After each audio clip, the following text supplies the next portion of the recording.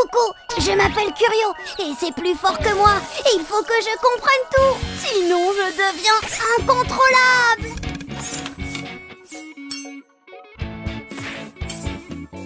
Heureusement, je peux compter sur Noura. Avec elle, on trouve toujours les réponses à mes questions. Dis Noura, c'est quoi l'effet de serre? Pas de panique, Curio, je t'explique. Pour simplifier, c'est un phénomène naturel qui fonctionne un peu comme les vitres d'une serre.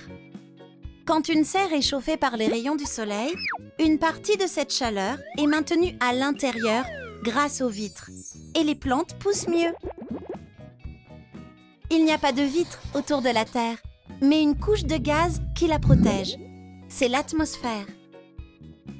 Quand la Terre reçoit les rayons du soleil, une partie du rayonnement traverse l'atmosphère et va chauffer le sol et les océans. Une autre partie est renvoyée vers l'espace.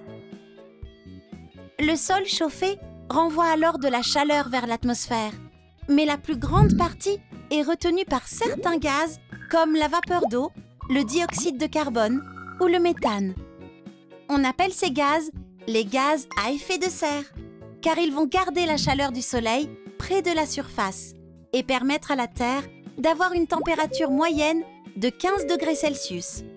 C'est idéal pour que la vie sur Terre soit possible. Mais depuis 2 siècles, les activités industrielles, les transports et l'agriculture intensive rejettent d'énormes quantités de ces gaz. Beaucoup trop. Il y a de plus en plus de gaz à effet de serre qui retiennent plus de chaleur dans l'atmosphère. La température moyenne sur Terre augmente et ça a des répercussions sur le climat et sur les animaux et végétaux. Pour limiter ces émissions de gaz à effet de serre, il existe des solutions. Par exemple, réduire notre consommation d'énergie fossile et préserver les forêts et les océans qui absorbent le CO2. Merci Noura, j'ai tout compris. T'es toujours au top.